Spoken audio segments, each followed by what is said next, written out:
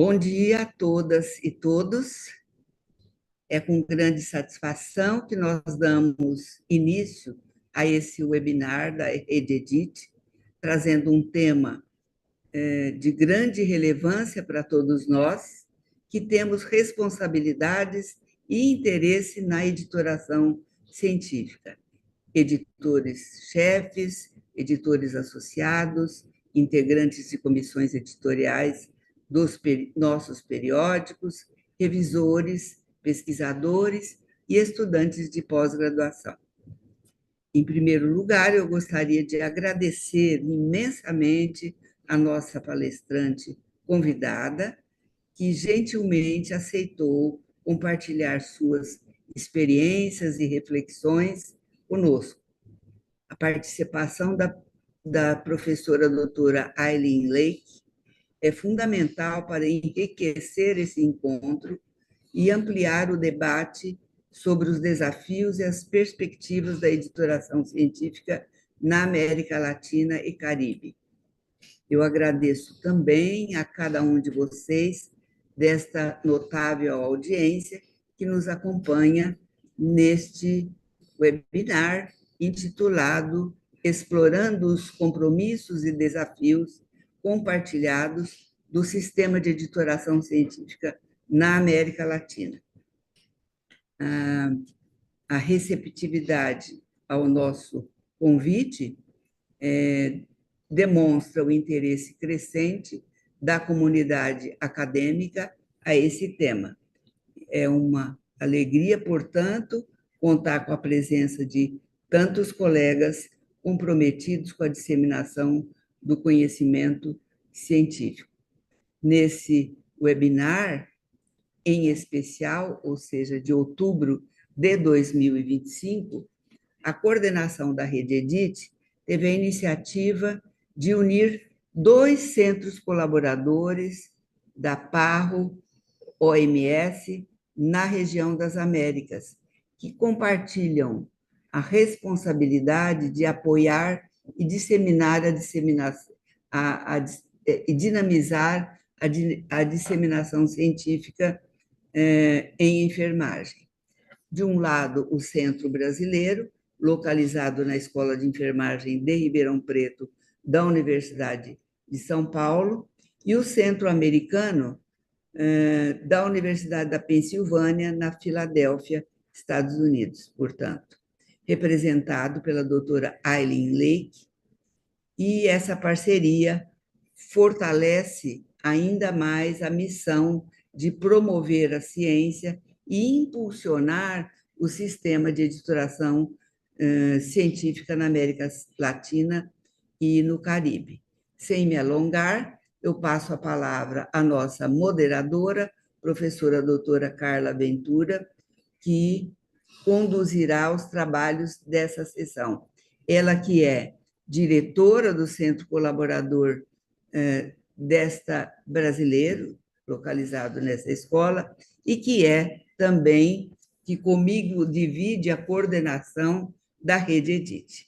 Muito obrigada, desejo a todos um excelente e inspirador evento. Com a palavra, a professora Carla. Muito obrigada, professora Isabel. Bom dia, então, a todas e todos. É uma imensa honra poder contar com a presença da professora Eileen Lake, que é professora de enfermagem e sociologia da Escola de Enfermagem da Universidade de Pensilvânia, que, como a professora Isabel já falou, é um centro colaborador da Organização Pan-Americana da Saúde e da Organização Mundial da Saúde. A professora Eileen é diretora associada do Centro de Pesquisas em Políticas e Resultados de Saúde e é também editora da revista Research in Nursing and Health. A professora Eileen desenvolveu uma medida de performance do cuidado em enfermagem para demonstrar o impacto da enfermagem nos resultados de saúde dos usuários de serviços.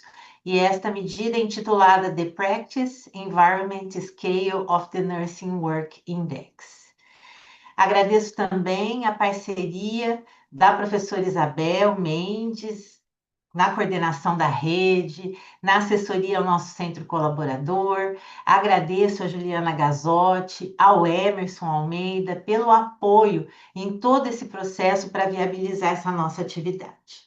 Então, eu convido a professora Eileen para proferir a sua palestra nesse webinário.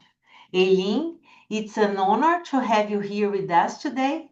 Thank you so much for this partnership, and the floor is yours, please. Thank you. Thank you very much. It's a pleasure to meet everyone, and I hope that the translation into Portuguese and Spanish is working okay.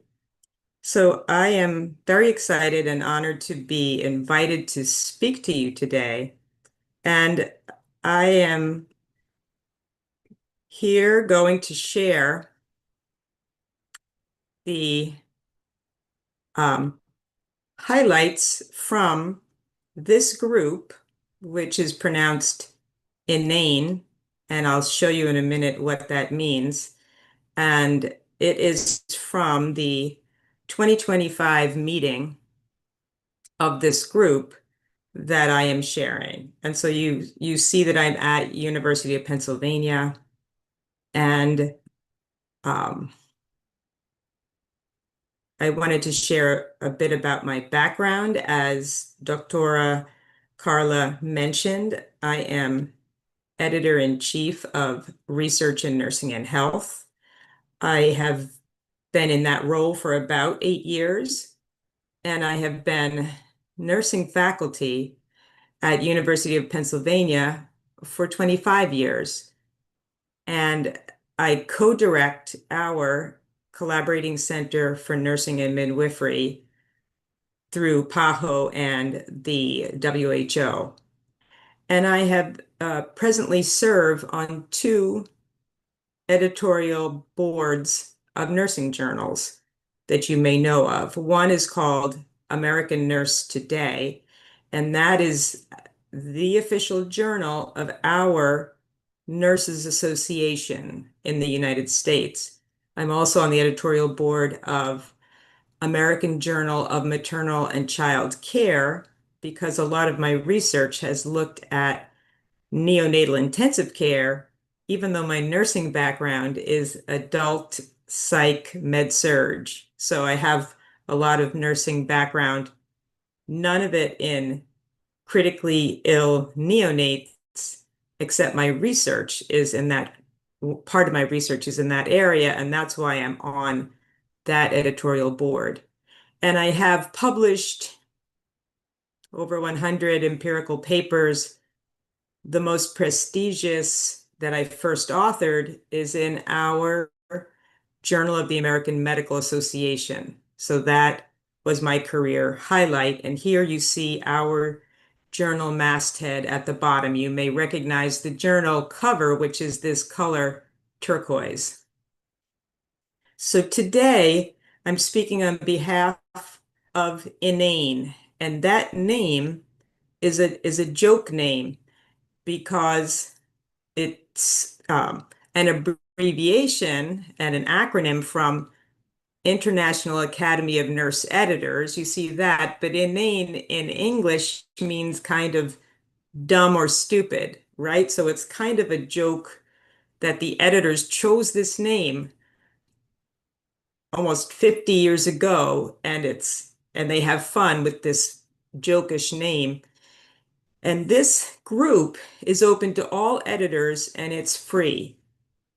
So this website is how you access all of the resources. Each year there's a conference, and that's what I'm going to present to you, 3 of the topics that were notable in this year's conference. And there's also an email listserv that you can join.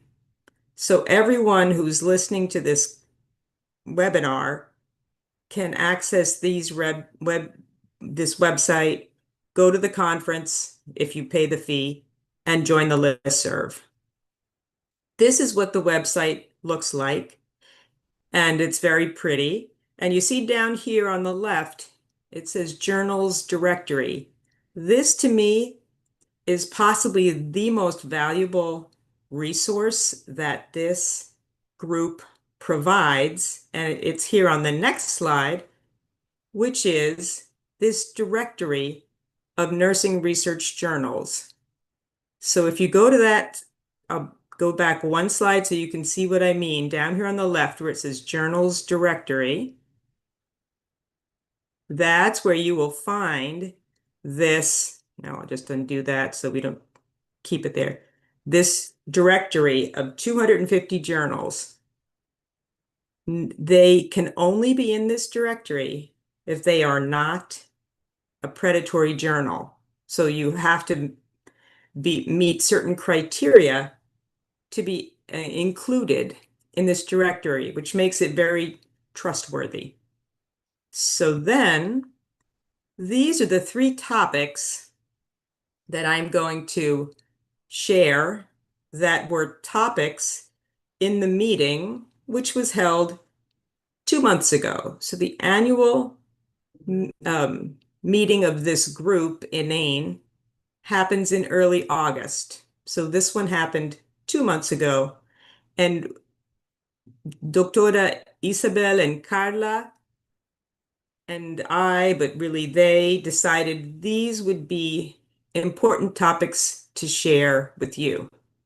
So the first one is, how do we transition to a new editor-in-chief in a journal? The second is, how to write an editorial. And the third is some conundrums that come up in the course of being an editor-in-chief. So first we'll go to this transition to a new editor-in-chief.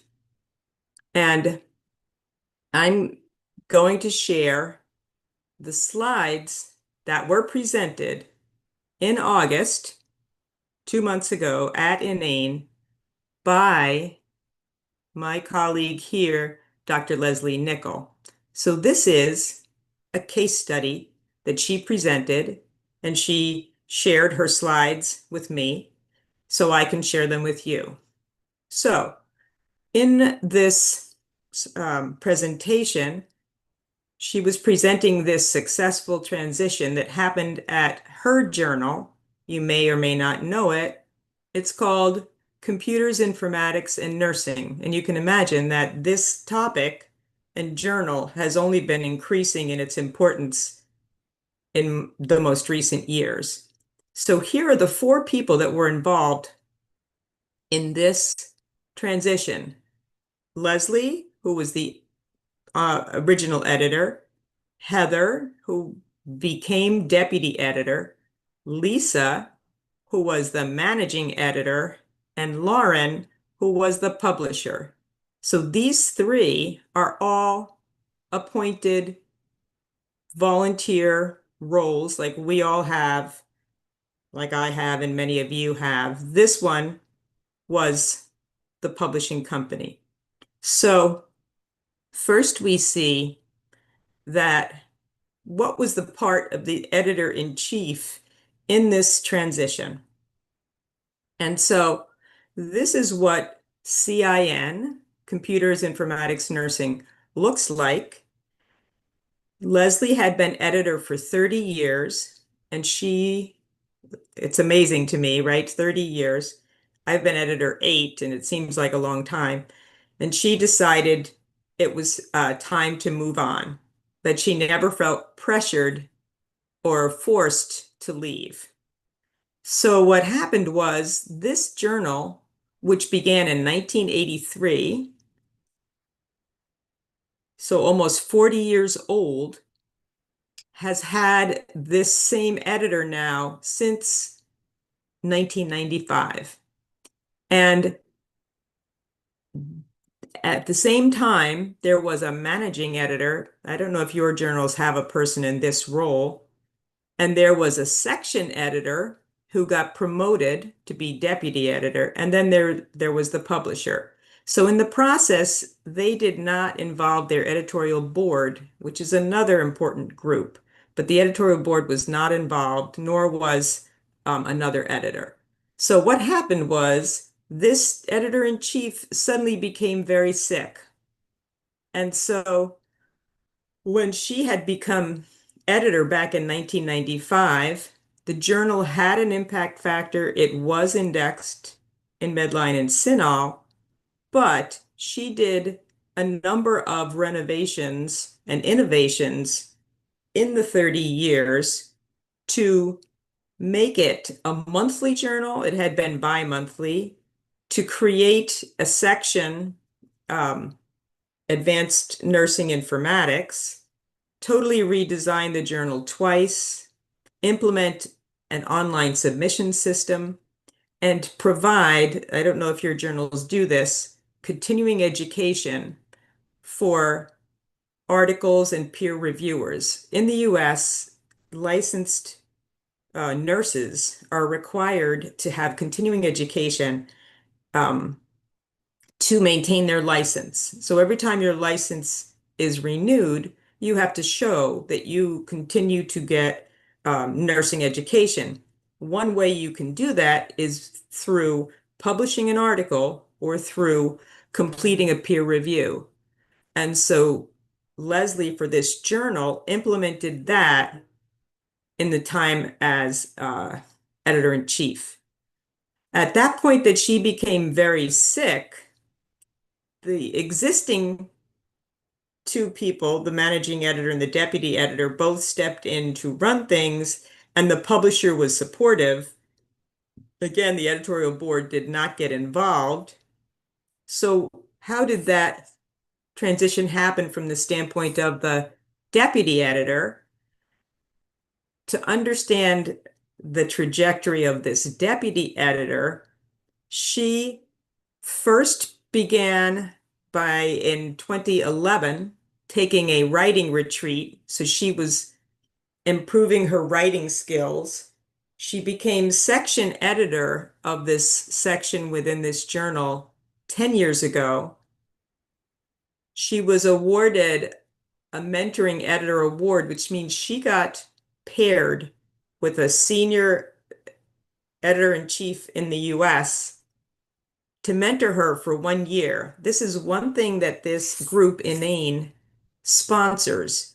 Each year, they solicit applications of new editors or even associate editors and select people who will then get free registration to the meeting, the annual meeting that happens in August, and a mentor for 1 year.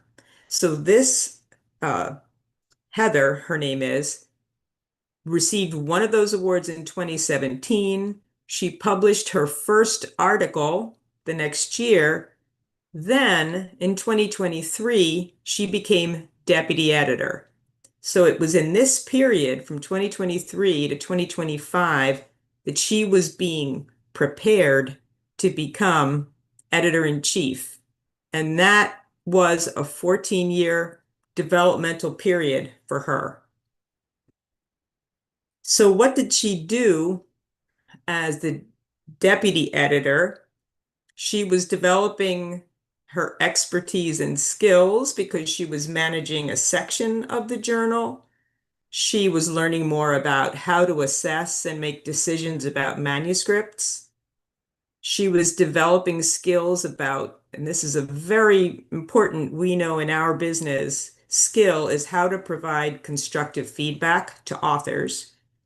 And she began to understand what's needed to coordinate between the editor-in-chief and production so that you can have timely reviews. This is another very important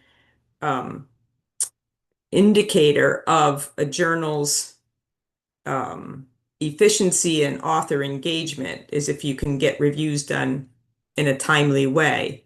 And she began to build relationships with authors, reviewers, and readers. So this was preparation for the transition. And so in her role, she was supporting Leslie. She was beginning to understand editorial oversight of the editor-in-chief, and she was enriching her problem-solving skills during conflict resolution or uncertainty. And I think this is one of the aspects of being the editor-in-chief that is unique. is the editor-in-chief is uniquely responsible for resolving conflicts or uncertainty. All the other roles don't have to get to this level, which I think is a unique challenge in the editor-in-chief role. And I really think this is maybe the most important slide in this transition case study, is what are the building blocks to being ready to be editor-in-chief? And so here we see understanding the journal workflow. That's really essential, and you need to understand it comprehensively. Maintaining high ethical and quality standards, and developing skills to grow the journal's impact. So this is the readiness that is required. That brings us to the managing editor. And in this transition, the managing editor's role is to support people and processes. So you see the people that the managing editor is supporting are the departing editor, the arriving editor, production, which happens after articles are accepted, and the authors. And what processes is the managing editor supporting? The expectations of the arriving editor, changes that will happen in the decision chain, that is to say, in the manuscript platform, updates to the tracking system and documentation so that there's a smooth technical transition. And so that means the editor, the managing editor, is determining how long should the orientation period be for the one that's incoming, how much overlap should they have, how does the outgoing editor want to diminish their role with manuscripts, what training does the incoming editor-in-chief need, especially technical training, and what's the communication plan for the board and for the authors? So these are the responsibilities of the managing editor.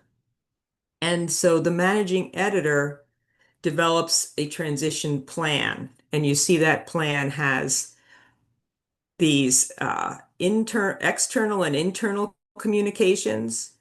All of these need to be addressed, including changing the masthead of the journal, updating the website, changing the letters in the manuscript tracking system, which default to the prior editor-in-chief, sharing information for authors, and then internal communication so that production, marketing, and the board knows the transition is happening.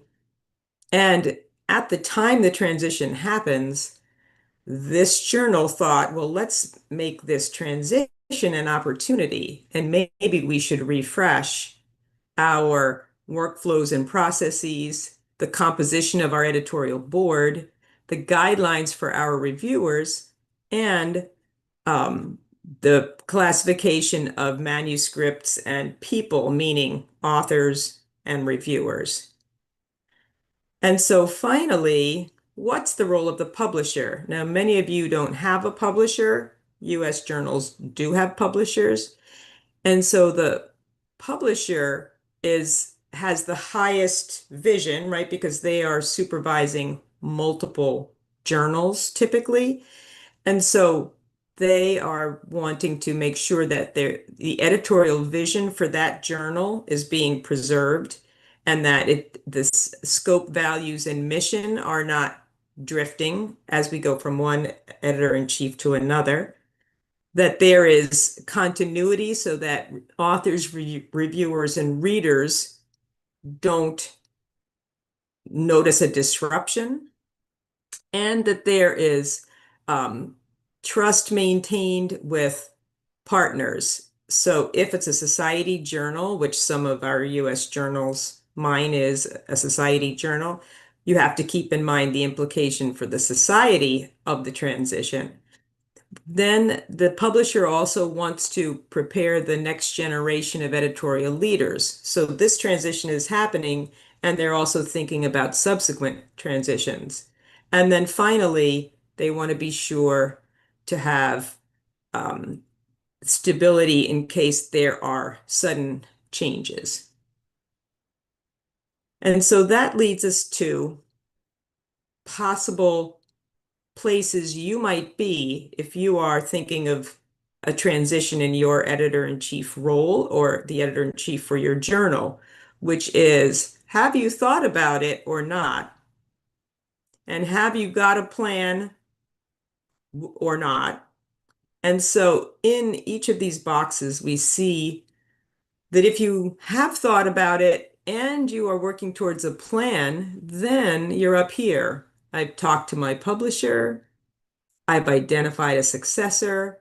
I've begun to document workflows and mentor the future team, right? This is the best box to be in. So you want to make your way to that box. But many of you may be down here. I haven't thought about it. I have no plan.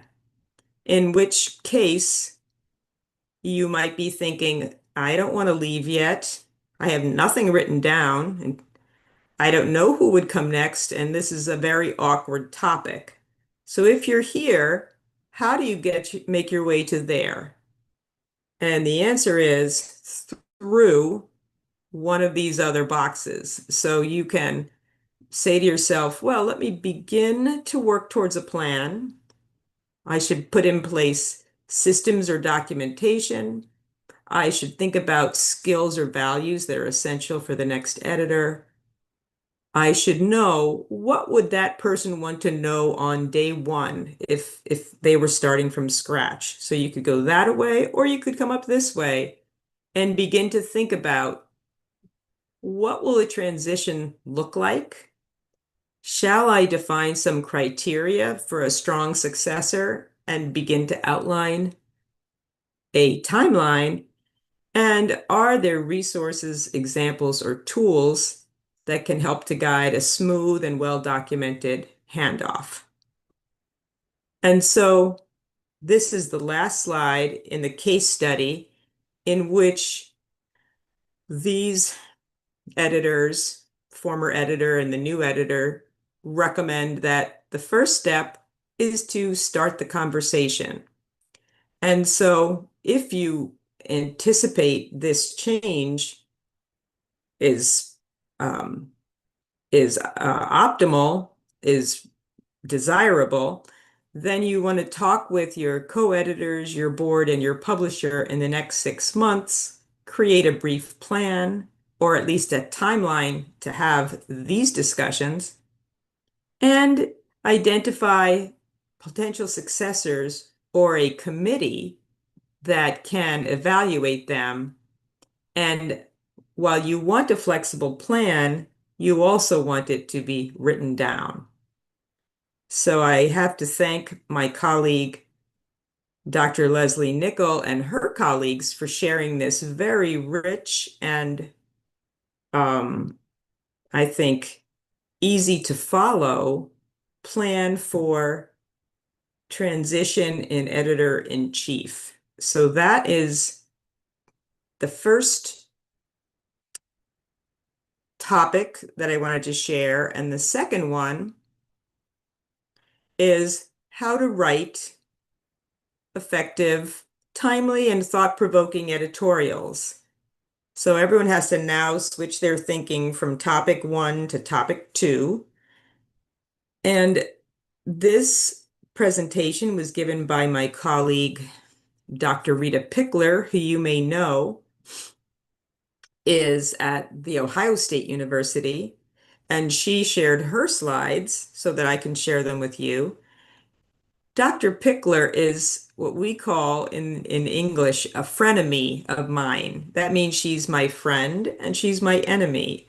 Why is that true? It's because our two journals, Nursing Research and Research in Nursing and Health, which is mine, are considered to be rivals in the US general nursing journal landscape. And so that makes us enemies, but we're really actually friends. And so in English, you put the word together and it's called frenemy, which is a joke word. So Dr. Pickler has been editor at Nursing Research, and she may have come to one of your sessions in the last year or two. Just as long as I have been at Research in Nursing and Health. So she is an 8-year editor-in-chief also.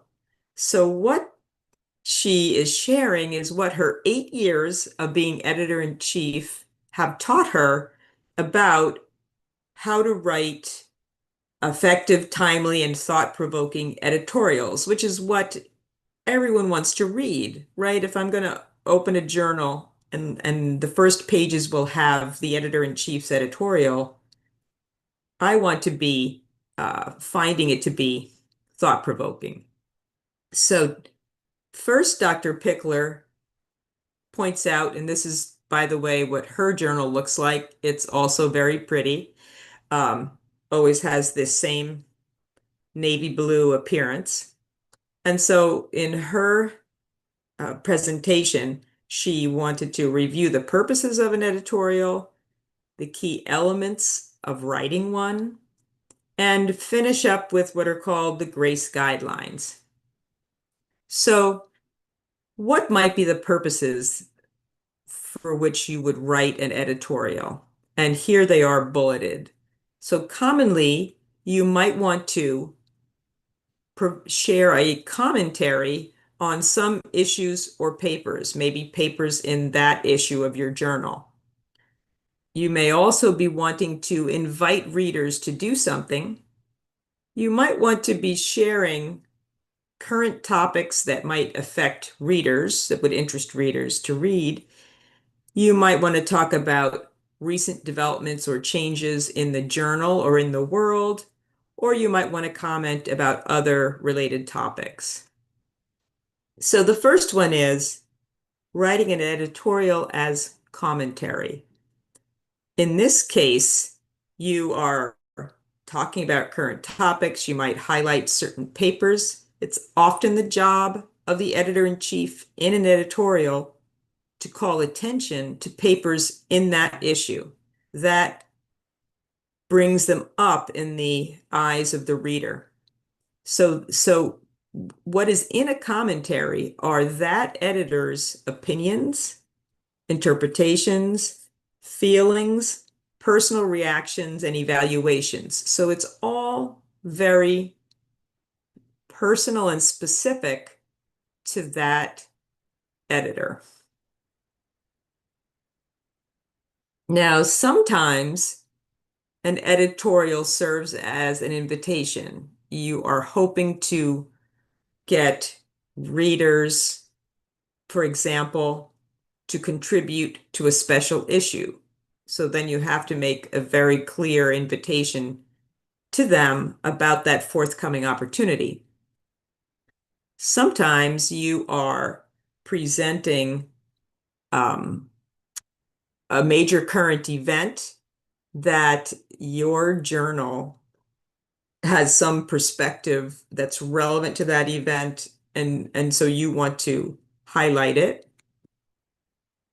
And sometimes you just want to have a commentary about something that is relevant to journal, I would say, authors, reviewers, to help with the journal and the publication process. So she's pointing out here that some editors are failed writers, but so are most writers. So you have to be willing to fail and learn to write better. So where does an editor get the idea for a editorial?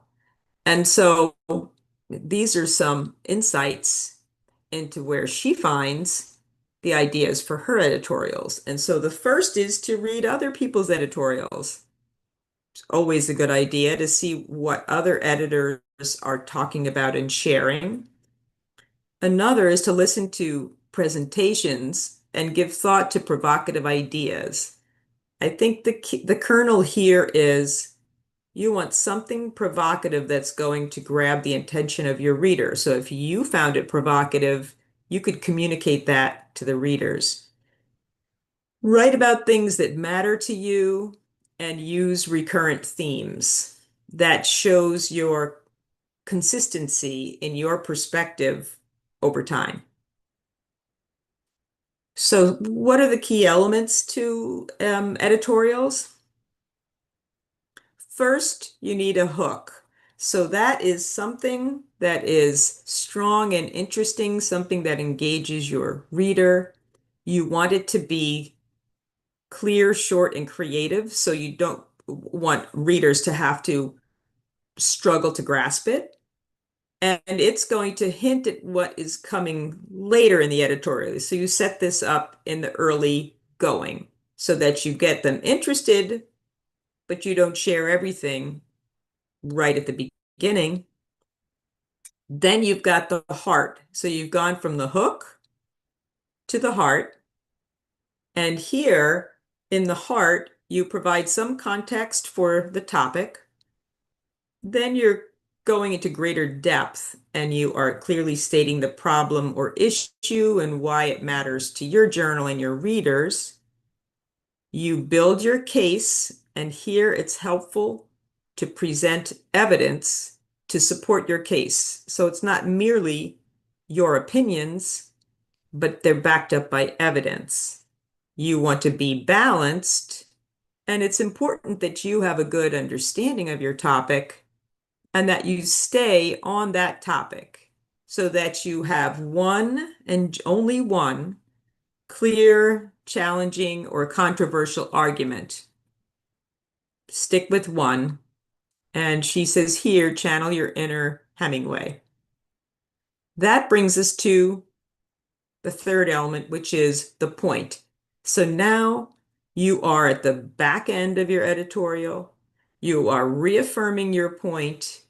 And what now is expected is that you are going to propose a solution or issue a call. So your point should lead to action on the part of the reader, like not necessarily that they're going to walk out the door and join a demonstration, but it's going to be that there should be an action that they could do to address the point that you've made. And you want to leave a lasting impression. So how do you use a title of an editorial appropriately? And she says, you want to capture people's attention and make them curious so that they're interested to read. The title is that gateway.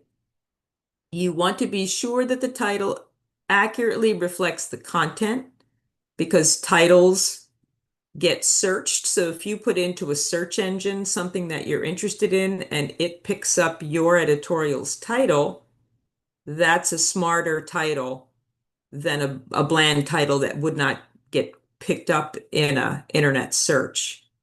And you want it to be concise and informative. So what might that look like?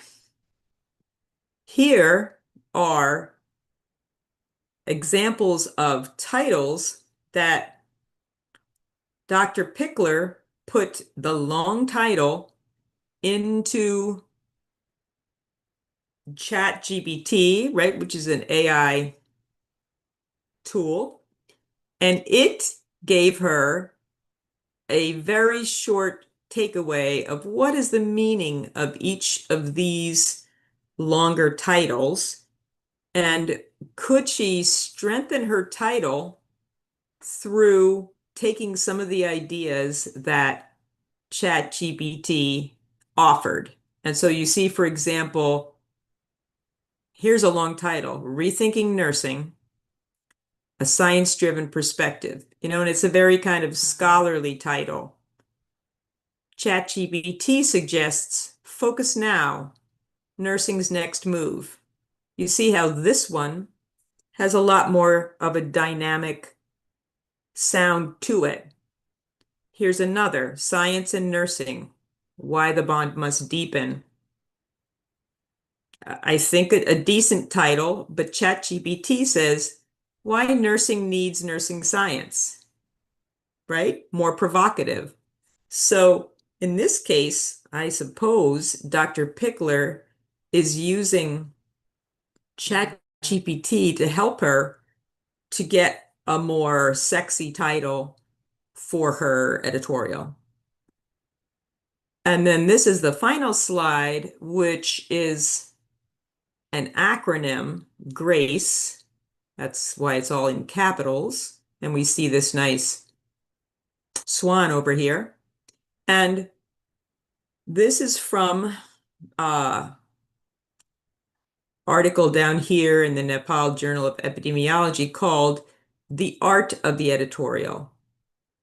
And so this author, these authors, proposed this acronym, which is GRACE, which is gracious, relevant, accurate, controversial, and engaging. So this is their simple way to comprehend what should an editorial deliver.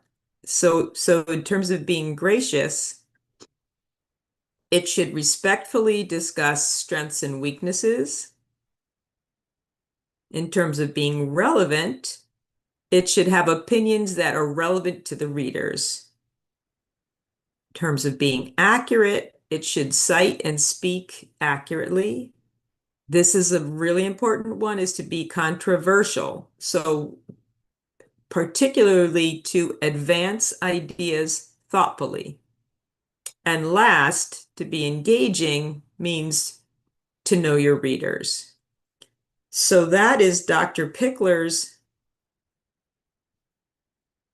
very thoughtful presentation on how to write effective and engaging editorials. And that brings us to editorial conundrums. And I see with the time left, I'm going to only show you what the conundrums were, and we could maybe discuss them at another time. So this session on editorial conundrums was interactive. And so the editors who ran this session were presenting some situations that an editor-in-chief might encounter. And so I'll explain to you what they were and maybe briefly what the group decided was how they interpreted the conundrum and how they responded to it. And then we can close our session. The first was, a journal receives multiple similar, quote, template papers from a public database. So in the US, we have many public databases. For example, our census data, or we have the sample survey of nurses data, or we have the National Longitudinal Survey of Youth data. And so what if multiple papers come in reporting data from that same database?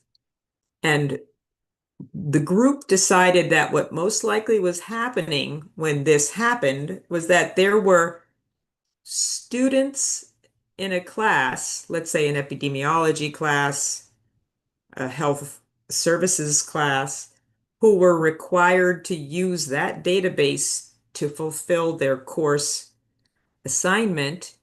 And so they all sent multiple similar papers to the journal. So what should the journal do? And in that case, the folks in the room, who are all editors, decided that they would communicate with the authors and say, we've received so many similar papers and there's too much similarity to advance them all to peer review. And so the editors are choosing a few, but they cannot proceed with all of them because of the overlap and similarity.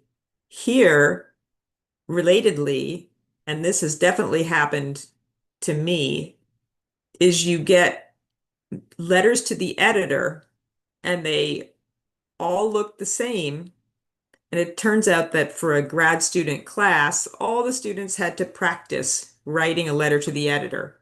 So they all submit them to you. What does the editor do?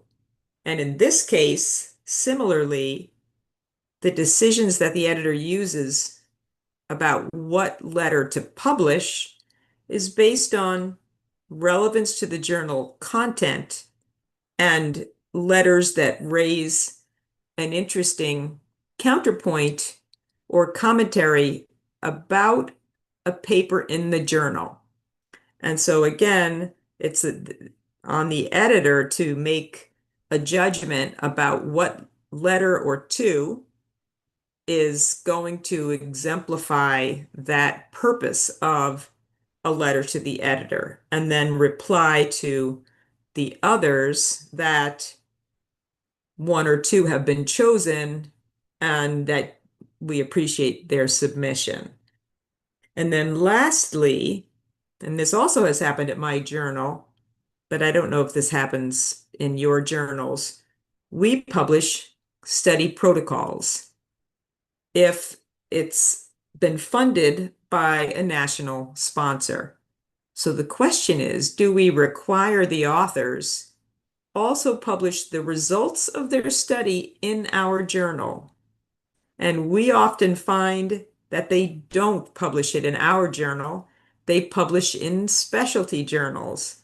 And we've decided we can't require them to publish the results in our journal, but when they publish elsewhere, they will cite that protocol publication, which is in our journal.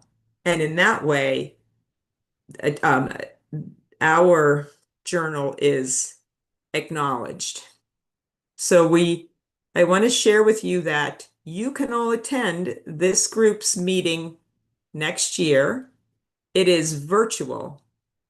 And the very early bird registration, which is this week, next week, is only $250, which I know is not a small amount of money, but for a conference, it is a small amount of money.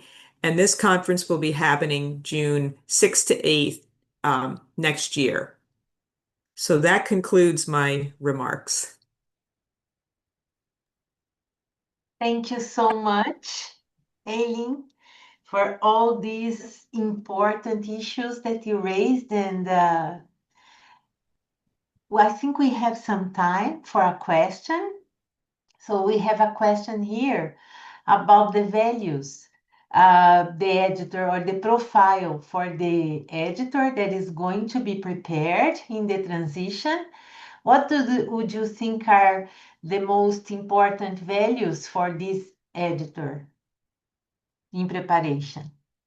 Thank you for that question. So the most important values for the, I would say, deputy editor, the person who is preparing to become an editor, the person in that role, I think, are high ethical standards, high scientific standards, and a value of, and so I'll be honest, I'm sharing my opinions here, but I think a value of cultivating nursing scientists. So I think that when you have candidates who could become an editor-in-chief, what is going to increase nursing science and increase the community of nursing scientists? And those would be very high ethical standards, very high scientific standards, but also a kind of compassion and desire to cultivate scientists. And so I think those for me are the three qualities. Thank you so much. So I think we can finish. I'm going to ask for Dr. Isabel to finish here, please.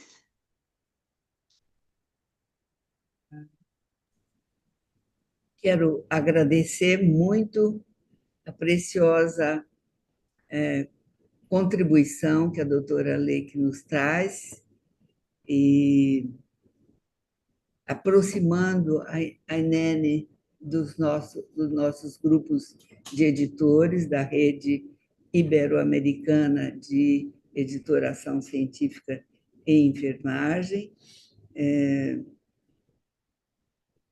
Nos nossos eventos da Rede, nós estimulamos sempre alunos de pós-graduação, especialmente doutorado, para eles se inspirarem, já vislumbrarem no futuro próximo, como doutores em enfermagem, o compromisso de estarem envolvidos com a produção da ciência e também com a avaliação e com os processos de disseminação de conhecimento e engajamento deles em colaboração com periódicos, pelo menos iniciando como revisores, e projetando posições futuras como colaboradores no processo de editoração.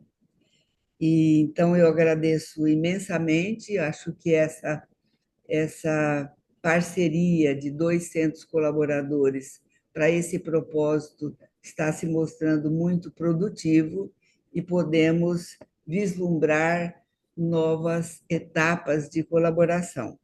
Eu agradeço, então, a professora Eileen por essa contribuição, a professora Carla e a todos os nossos colaboradores, a nossa audiência, e um agradecimento especial para os nossos colaboradores, doutora Juliana Gazotti, doutor Emerson William Santos Almeida, os dois que nos apoiam sempre na coordenação da RedEdit, em especial nesse webinar, e também o nosso acadêmico Henrique Nunes, que nos acompanhou na data de hoje.